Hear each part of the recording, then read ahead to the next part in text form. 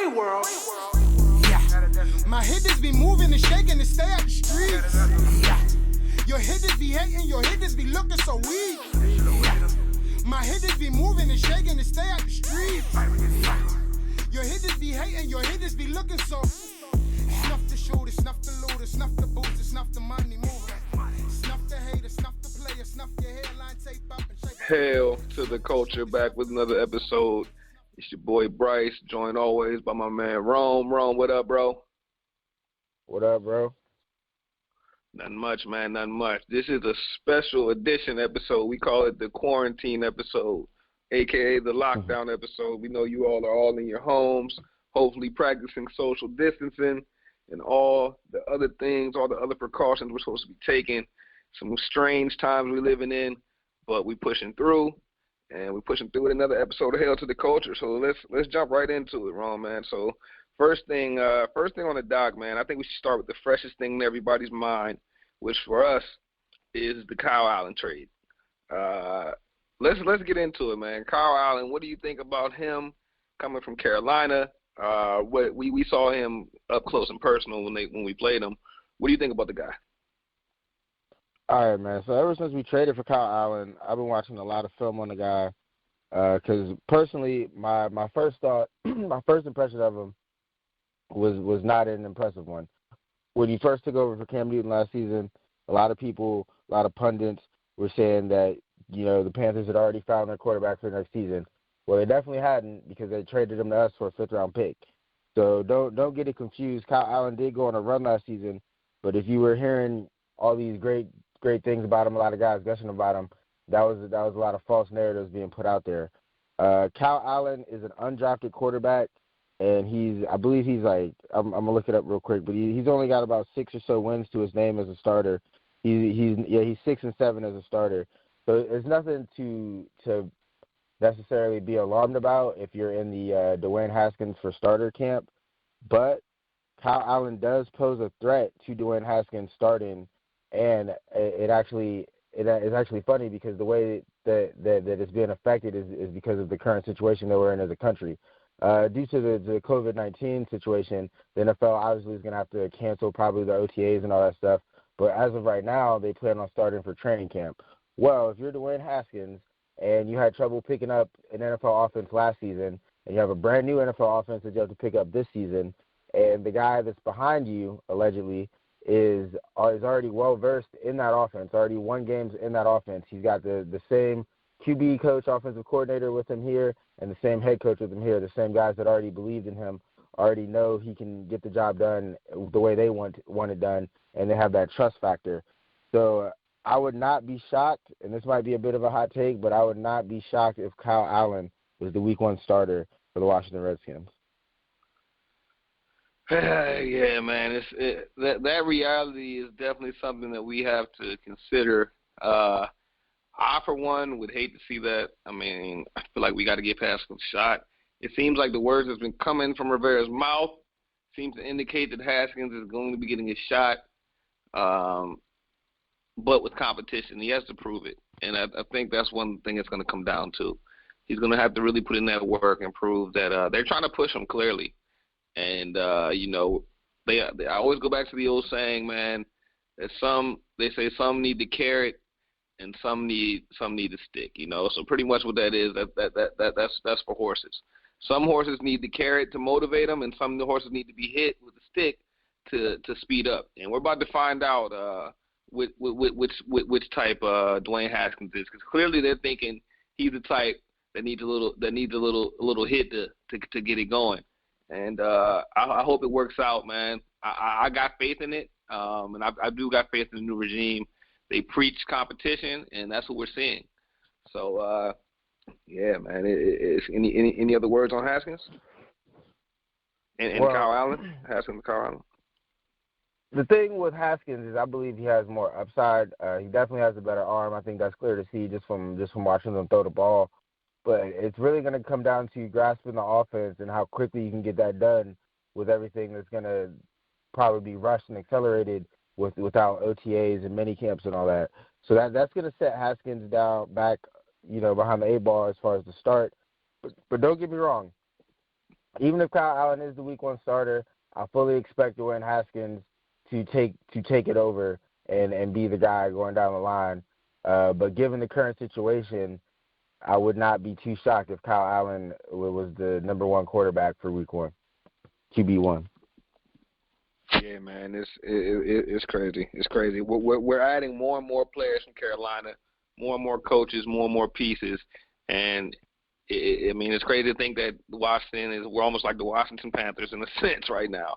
So sticking along those lines, man, we picked up another former Panther, this time in the form of a Panther legend, honestly, and a guy who's been one of the really, really most impressive stories in the NFL, and Thomas Davis, the 36-year-old linebacker, added on to the Redskins to come play for his former coach, Ron Rivera. Could this be the defensive leader we need, Rome? Do you think Thomas Davis, at his age right now, could he come in and really play a big factor in the Redskins linebacker corps? Oh, excuse me. It's tough because, as you mentioned, he's getting up there in age. I think he'll be 37 when the season starts or sometime during the season. But I got to watch a little bit more film and see what he can bring, what he's been doing recently, to see what he can bring as far as on the field. But as far as in the locker room, I think he's going to be an excellent leader. I think he could be exactly what the Redskins are missing. We've been missing a strong locker room presence. You had a very interesting comparison to Thomas Davis to a former Redskin. Yeah, you never know, man. This could end up being a London Fletcher type situation. London was a little bit younger. I think maybe he was 35, maybe when we got 34 when we got him. But he ended up playing about 6 years with us. Well, how old was London? Maybe he was 30.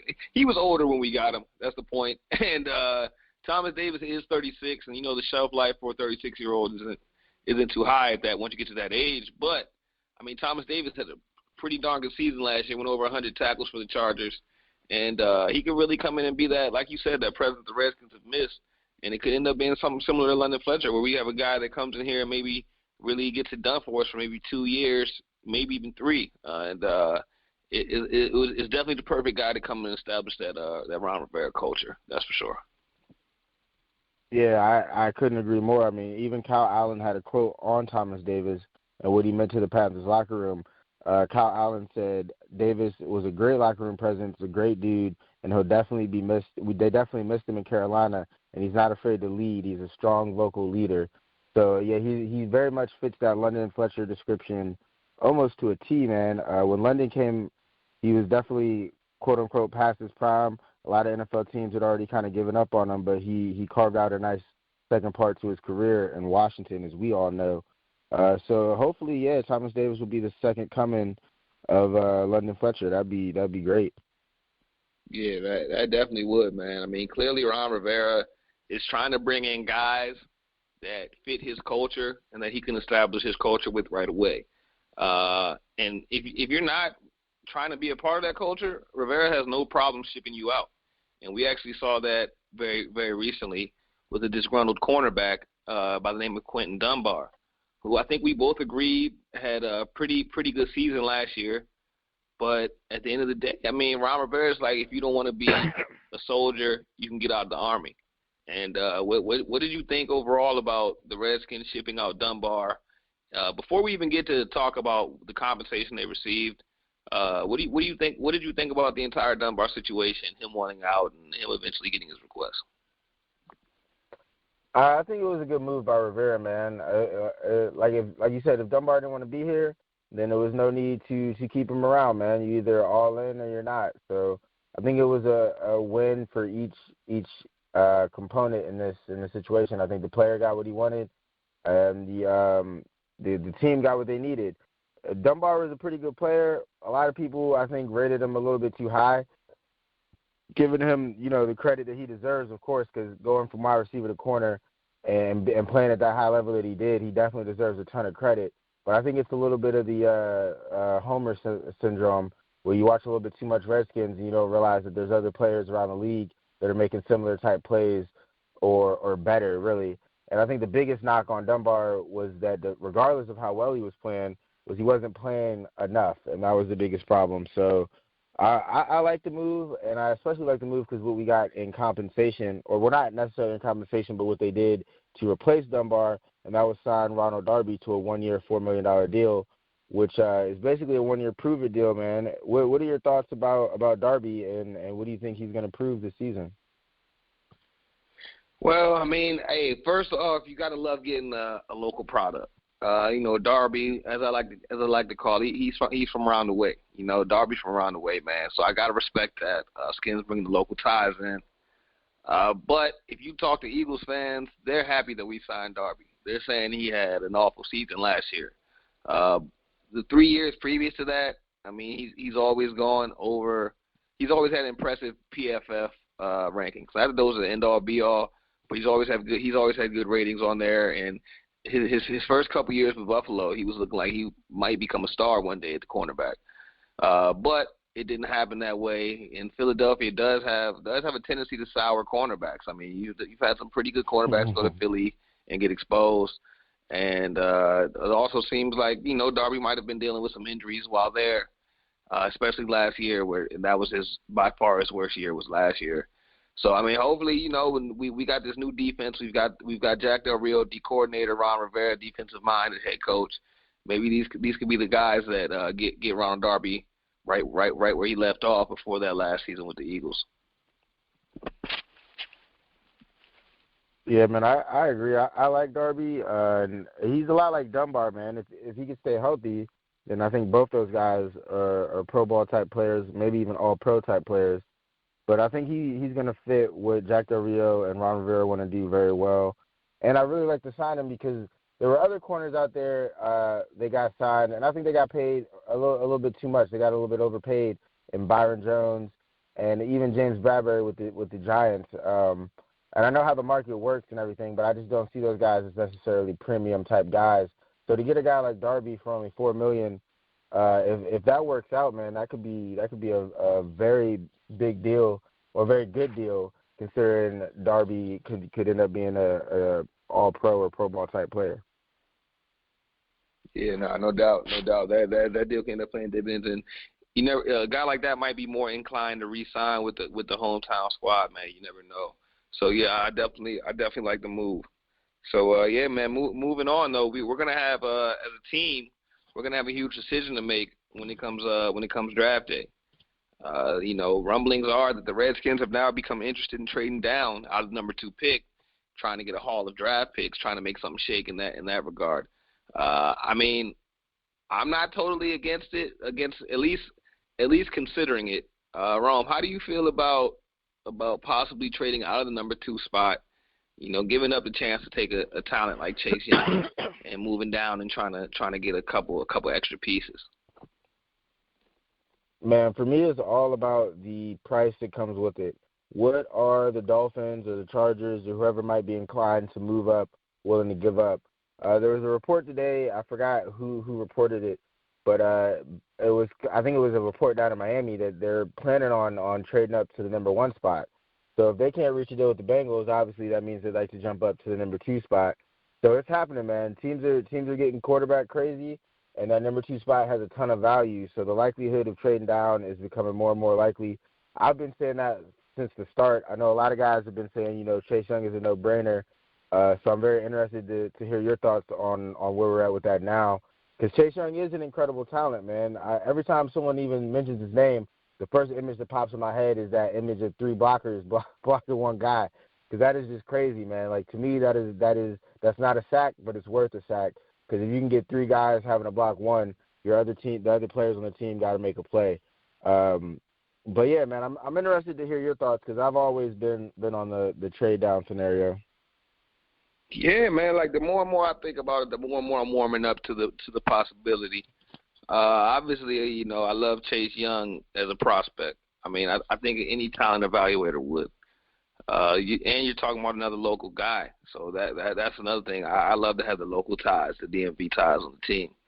But I mean, if you're talking about a haul of 3 potential first-round draft picks, if we could command that from a team, if Miami would have to give us all 3 of their first-rounders this year, and let's say maybe a second round next year, something comparable to the RG3 trade that we made a few years back, I mean, that could change the course of the franchise. If you know, like 4 first-round picks, if used correctly, and you get 4 blue-chip guys, or let's say 3 first-round picks in the second rounder, you get 4 blue-chip guys. I mean, you add that to this roster, this talented roster that we already have. I mean, you never know what you could see happen.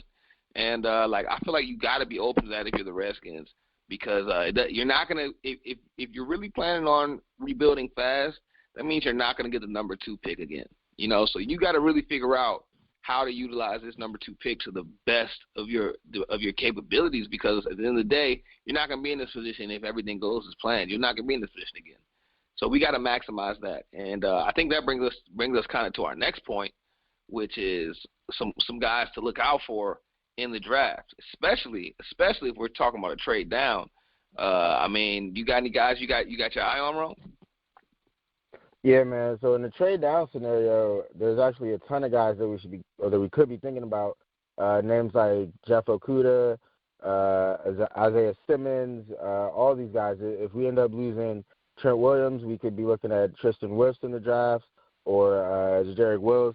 But one guy that I wanted to mention as my guy to keep an eye on is Xavier McKinney from Alabama, and that's to help out the safety spot.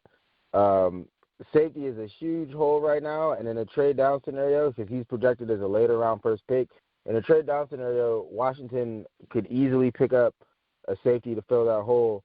And you know, there's already an Alabama connection, so another Alabama guy wouldn't hurt, and 2 Alabama guys in the secondary sounds like love to me. But I'm definitely interested to hear your thoughts, because you do a lot of work for gas and the college side of things, man. So I know you definitely got some good insight on this. Well, yeah, man. I mean, I think the biggest thing is we would have a ton of options if we did trade down. If we traded out of number 2, and let's say we traded with the Dolphins and got number 5, and I think they're sitting at 5, something like 5, maybe 15 and like 25 or something like that. If we were able to land in those 3 picks like that, I mean, you could look at getting a guy like Isaiah Simmons with that 5th pick, who's it's basically a chess piece. I mean, he can do anything that you need him to do. He can play the safety. He can play the linebacker. He could even rush the passer. I mean, that's a guy I'm sure Jack Del Rio and Ron Rivera would love to have on the roster. I mean, even with a Jeff Okudah, like you said, this guy's a lockdown. You know, he could be an island type of corner one day. And then, I mean, you keep looking down the draft. I mean, like you said, Tristan Wirfs, man, that guy is impressive. That guy is very impressive. We put him at the tackle. We don't have to worry about Trent Williams. Even picking up one of those receivers, you got CeeDee Lamb, you got Jerry Jeudy, got Laviska Shenault. I mean, you got Henry Ruggs. If we get our hands on a guy like that, I mean, hey, man, the sky's the limit next to Terry McLaurin, finally giving Haskins the weapons. We tried to get him in free agency.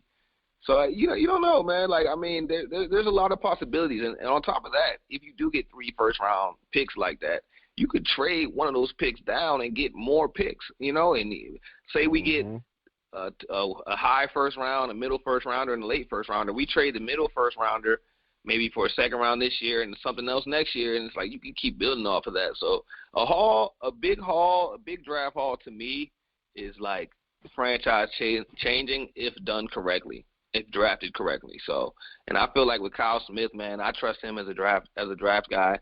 And I don't know, like, you got to really consider it, man. I love Chase Young as a prospect, but you really got to consider that trade down. Yeah, man, I hear you on that.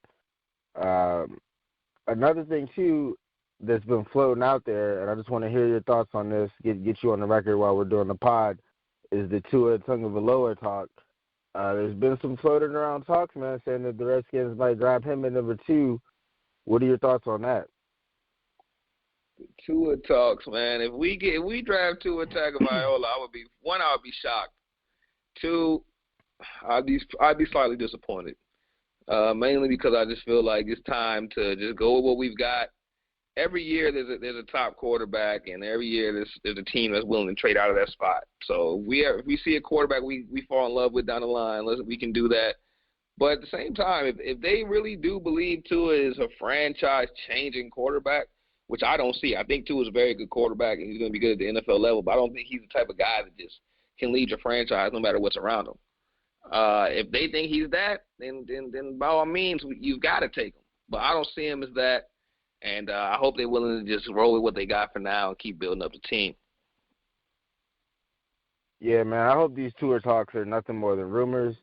I honestly think it's kind of ridiculous. It might just be to generate more energy for that trade down, but I would personally be devastated if they drafted Tua. For the record, I don't think that's going to happen at all. Trading for Kyle Allen kind of deads that idea, but you never know, man. The NFL is crazy. I would say this: if they do draft Tua on draft day, that would mean that Dwayne Haskins is on the move. They still have Trent Williams as another piece to trade. So I definitely think this we'll probably put out another pod before the draft. And the way everything's working, the current picks that the Redskins have, I do not think will be the picks that they have by the time the draft starts, or certainly not by the time they're on the clock with that number 2 pick. Yeah, man, I agree.